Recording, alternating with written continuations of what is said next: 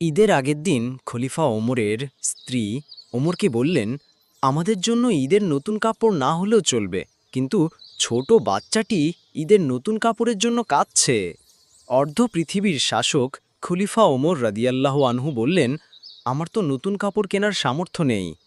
পরে খলিফা ওমর রাদিয়াল্লাহু আনহু তার অর্থমন্ত্রী আবু উবাইদা রাদিয়াল্লাহু আনহুকে 1 মাসের অগ্রিম বেতন দেওয়ার জন্য চিঠি পাঠালেন।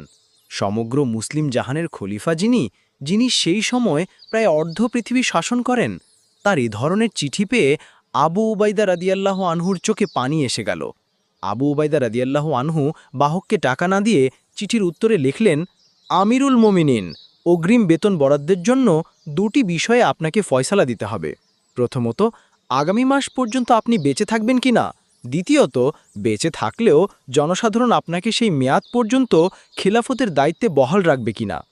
চিঠি পাঠ করে খলিফা ওমর রাদিয়াল্লাহু আনহু কোনো প্রতিউত্তর তো করলেনই না, বরং এত কেঁদেছেন যে তার চোখের পানিতে দাড়ি ভিজে গেল। আর হাত তুলে আবু উবাইদার জন্য দোয়া করলেন, একজন যোগ্য অর্থমন্ত্রী নির্বাচিত করতে পেরেছেন ভেবে। অথচ এখন একটা গ্রামের মেম্বার হলেই কোটিপতি হয়ে যায়, মসজিদের ফান্ডই নয়ছয় করে, মাজারে দান করা মুরিদদের কোটি টাকার কোনো হিসাব থাকে না। 6,000 টাকা বেতনে চাকরি করে বউকে 50,000 টাকা দামের শাড়ি উপহার দেয়। গরিবের হক চুরি করা চোরেরা কি জানে না যে অর্থ সম্পদ, সন্তান সন্ততি সবই আল্লাহর দেয়া পরীক্ষার বস্তুস্বরূপ? নিশ্চয়ই জানে, কিন্তু অর্থ সম্পদের মোহ তাদেরকে এমনভাবে জড়িয়ে ধরেছে যে নিজেদের ঈমান বিক্রি করতেও দ্বিধা করে না। হযরত ওমর রাদিয়াল্লাহু আনহু বলেছিলেন, আমার শাসনামলে যদি একটি কুকুরও না খেয়ে মারা যায়, তবে আমি ওমরকে কিয়ামতের দিন আল্লাহর কাছে জবাবদিহি করতে হবে। এই কথা কি এখনকার সময়ের জালিম শাসকদের কানে পৌঁছেনি, যাদের কারণে মানুষ না খেয়ে মারা যাচ্ছে, তাই সেই সাথে মানুষের গলা টিপেও মারা হচ্ছে? দুনিয়ার কাছে এরা নিজেদের আখিরাতকে বিক্রি করে দিচ্ছে।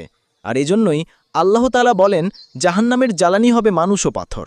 যাই হোক, কথা আছে, চোরে শোনে না ধর্মের কথা। যারা নিজেদেরকে বিক্রি করে দিয়েছে দুনিয়ার আরাম আয়েশ বিলাসিতার কাছে, তাদের কাছে এগুলো নিছক গল্প ছাড়া কিছুই না।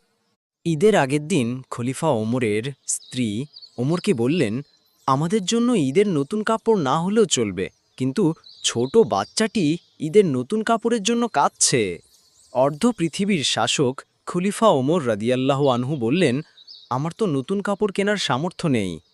পরে খলিফা ওমর রাদিয়াল্লাহু আনহু তার অর্থমন্ত্রী আবু উবাইদা রাদিয়াল্লাহু আনহুকে 1 মাসের অগ্রিম বেতন দেওয়ার জন্য চিঠি পাঠালেন।